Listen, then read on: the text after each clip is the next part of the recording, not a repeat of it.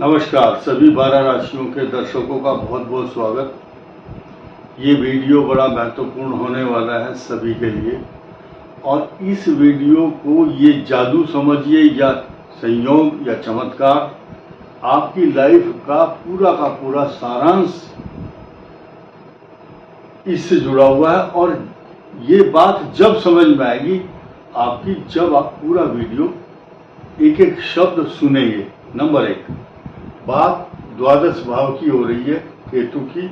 इसका सीधा संबंध है पूर्व जन्म से, और पूर्व जन्म से संबंध है। ये एक तरह का जादू दिखाएगा आपको, अभी दिखाएगा इसी वीडियो में, और इतनी बड़ी नॉलेज देने वाला है आपको।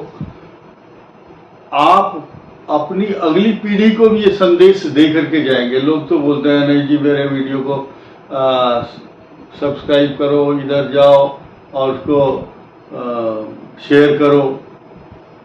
हम किसी को नहीं कहेंगे, आप खुद अपनी अगली आने वाली पीढ़ी को शेयर करके जाओगे। ये बातें इतनी इंपॉर्टेंट होने वाली है, और ये आपके जीवन की काया पलट कर सकती है। ये बातें जो अब होंगी, आज ये जो विश्व की सबसे बड़ी यूनिवर्सिटी या विश्वविद्यालय समझिए, इस जो क्लास इस समय चल रही है, ये आपकी सबसे इंपॉर्टेंट क्लास है। देखिए, आप समझिए केतु क्या चीज है। केतु और राहु दो हिस्से हैं, दोनों अमर हैं। अमीर नहीं है लेकिन अमर जरूर है ये, और इस अमरता का जो प्रमाण है वो मिलने वाला है आपको। अमरता का प्रमाण ये है कि हर मनुष्य की आयु ज्यादा से ज्यादा 80, 75, 100 इतनी ही होती है, और केतु जन्म जन्मांतरों तक अमर रहने वाले हैं। पिछले जन्म में आप क्या थे और आपने क्या किया, इसका पता कैसे चलेगा? केतु से चलेगा। लेकिन हम केतु से पता कैसे करेंगे? यहां लिखा हुआ तो है नहीं कि इसने ये काम किया है। पता चलेगा, कैसे चलेगा? आपका केतु किस भाव में आपको प्राप्त हुआ है, लग्न से या चंद्र से, किस भाव में केतु आपका? 12 के 12 भाव में किसी न किसी भाव में तो होगा ही। केतु जिस भाव में होते हैं, उस भाव से संबंधित जो पूर्व जन्म में प्रयास किया है आपने, उस आपके एफर्ट्स पूरी लाइफ उस चीज को प्राप्त करते रहे। यही कारण है कि आपकी जो मृग तृष्णा है वो बताती है कि इस जन्म में जहां पर केतु बैठा है आपका, वो भाव से संबंधित जीवन में उस भाव से संबंधित एफर्ट्स आप करते रहेंगे पूरी लाइफ। अभी मैं बताऊंगा, उदाहरण भी दूंगा आपको। उदाहरण ये है कि मान लिया आपके पंचम भाव में केतु है, आप अपनी संतान के प्रति दायित्व पूर्ति नहीं कर पाए, या आपको संतान से जुड़े हुए कुछ मामले पूर्व जन्म में रहे होंगे। पूर्व जन्म में संतान सुख ना प्राप्त हुआ हो, ये सारी बातें इस जन्म में आप उस चीज को प्राप्त करना चाहते हैं। यही कारण है केतु जहां बैठा होगा, आदमी का पूरे जीवन में उस जगह फोकस होगा, या उस भाव से संबंधित कैरेक्टरिस्टिक्स उसकी लाइफ में आती रहेंगी। मैं बहुत बड़ी बात बताने जा रहा हूं अभी। एक एक चीज को पहले यहां ले लेते हैं। केतु यहां है। केतु मनुष्य को वैराग्य भी देता है, पेट के रोग भी देगा। He will be self made person, अपने विचार किसी के सामने व्यक्त नहीं करता। और ये केतु किस राशि में बैठा वो तो अलग विषय है, लेकिन केतु यहां बैठ करके आत्मनिर्भर और आत्मचिंतन, आत्मविश्लेषण, आत्मदर्शन यही सब करता है। और कई लाख की भीड़ में भी वो व्यक्ति अकेला ही नजर आता है, यानी कि अपने बारे में अधिक सोचता, अपने स्वरूप के बारे में सेल्फ सेंटर्ड कह सकते हैं केतु के वजह से। आत्म केंद्रित, आत्मनिरीक्षण करना, आत्मविश्लेषण, आत्मचिंतन, आत्मदर्शन, ये है। अब दूसरे भाव में ये धन है, यानी कि पूर्व जन्म में धन इकट्ठा करने की जो इच्छाएं रही होंगी वो इसलिए केतु यहां होगा, और इस जन्म में आप इस लक्ष्य को प्राप्त कर पाएंगे। ये केतु का यहां इंडिकेशन होता है कि आपका केतु इस भाव में, तो इस भाव से जुड़ी हुई पूर्व जन्म की जो समस्याएं हैं वो लेकर के आप घूमते रहे हैं।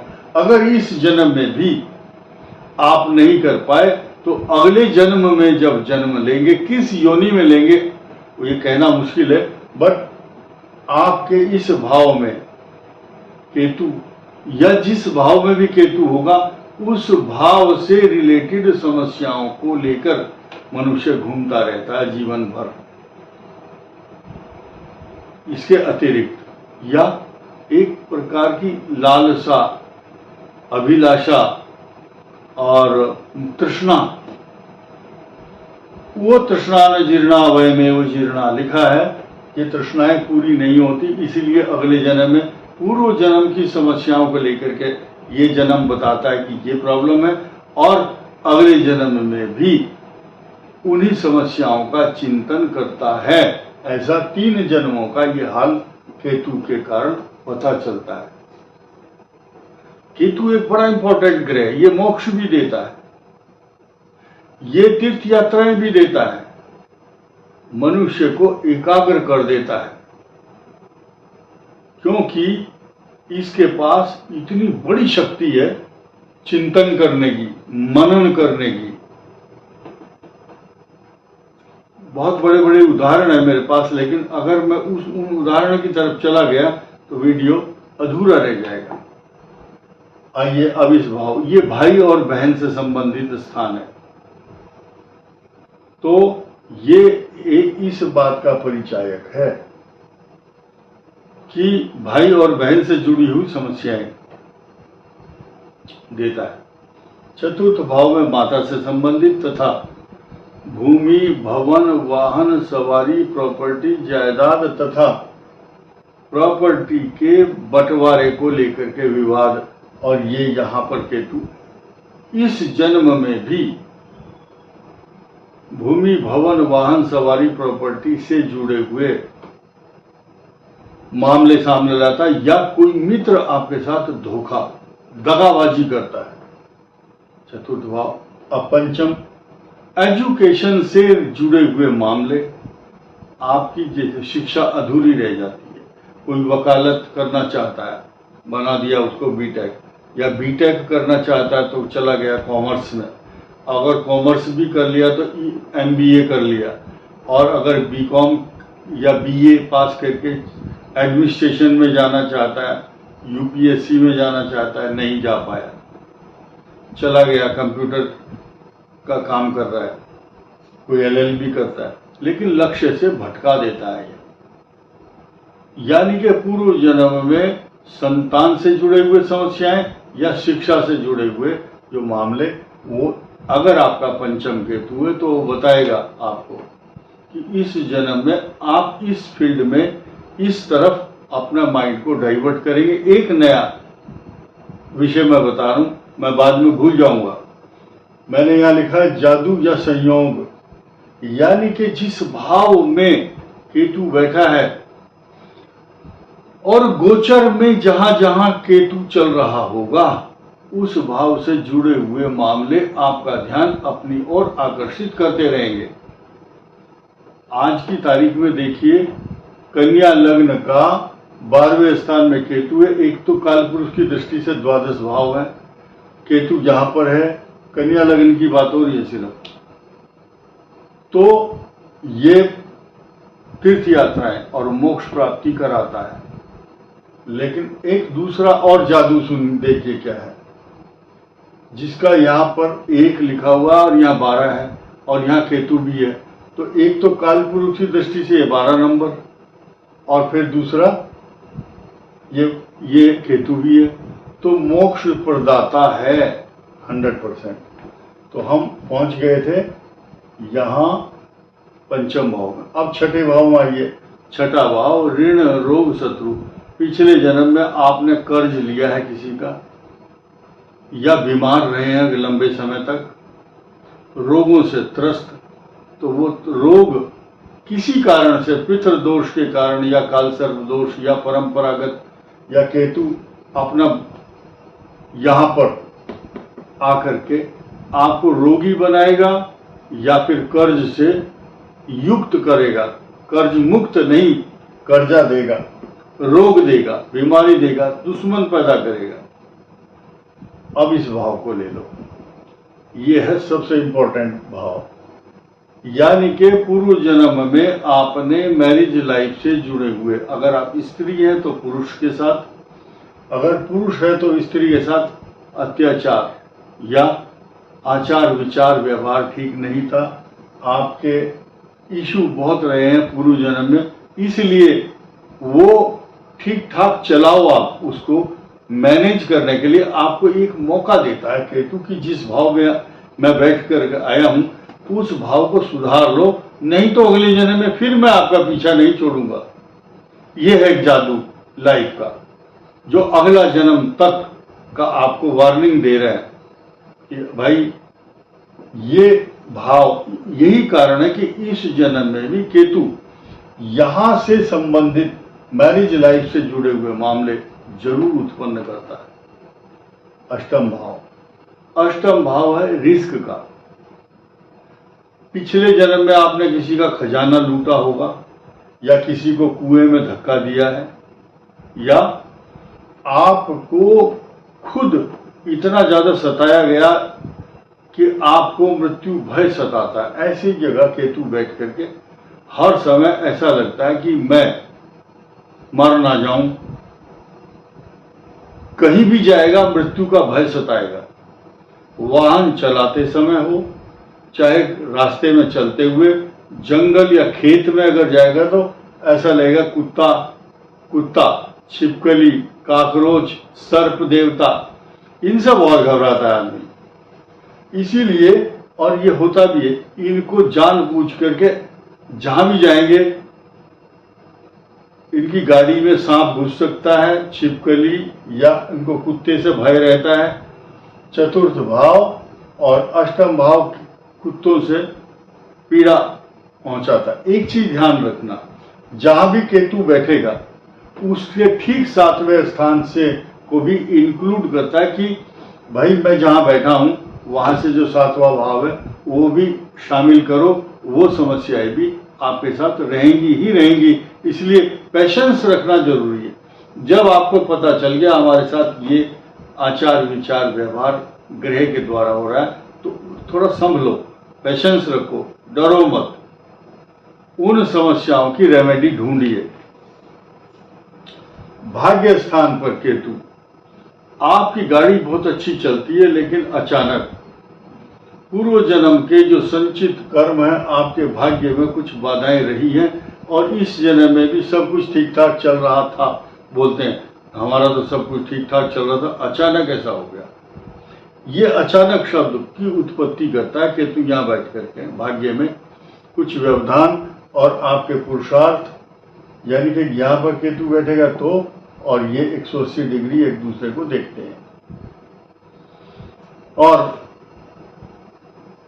दसम भाव में केतु, आप पिछले जन्म में नौकरी करते थे, नौकरी छोड़ दी, बार बार नौकरी छोड़ रहे हैं आप, इस जन्म में भी यही मिलेगा आपको, बार बार नौकरी छोड़ रहे हैं, पक्की नौकरी नहीं मिलेगी, और मिल गई तो प्रमोशन से संबंधित, ट्रांसफर से संबंधित कुछ ना कुछ तलवार नौकरी और व्यापार को लेकर के लटकी रहती है।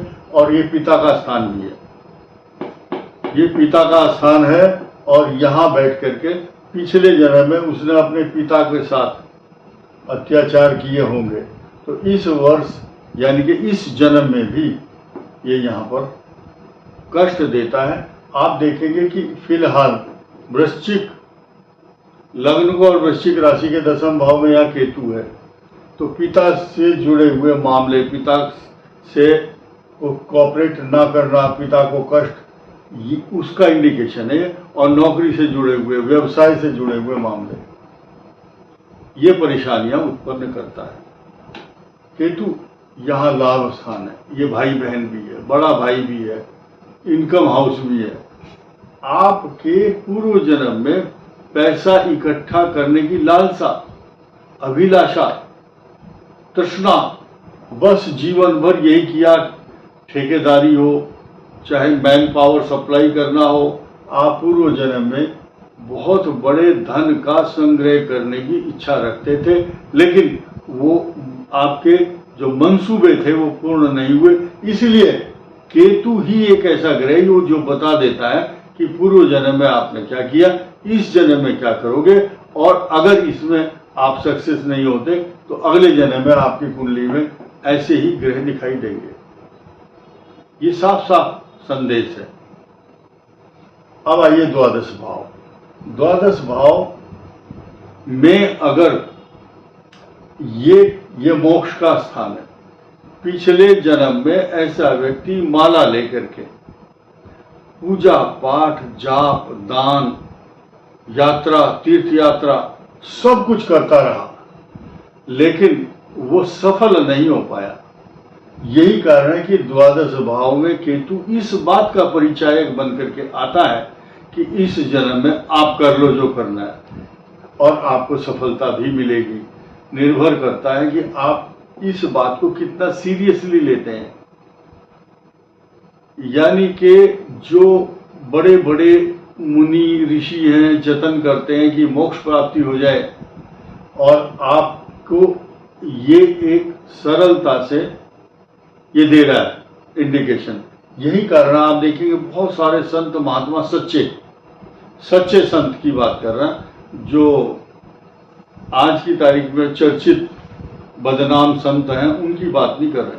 सच्चे संतों की कुंडली में अगर उनको मोक्ष प्राप्त होना है तो उनकी कुंडली में द्वादश भाव में केतु अवश्य दिखाई देगा, और वो उनका लास्ट जन्म होगा। उनको चक्कर नहीं है कि बार बार 83,99,999 योनियों में चक्कर लगाने की जरूरत नहीं पड़ती है।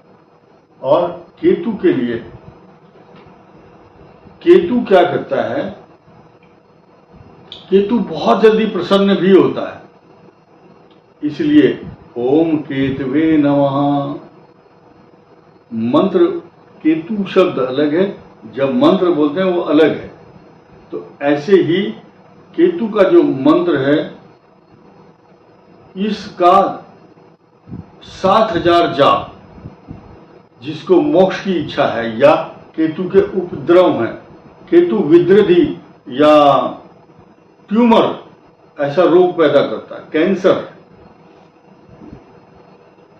केतु जब देने पर आता है तो बहुत कुछ देता है, जब लेने पर आता है तो पूरा घर खाली करा देता है। शोक और संतप्त परिवार में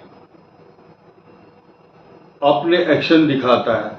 यानी कि अच्छा हरा भरा पूरा परिवार है, केतु के कारण बहुत सारे कॉम्प्लिकेशंस देखने को मिलते हैं।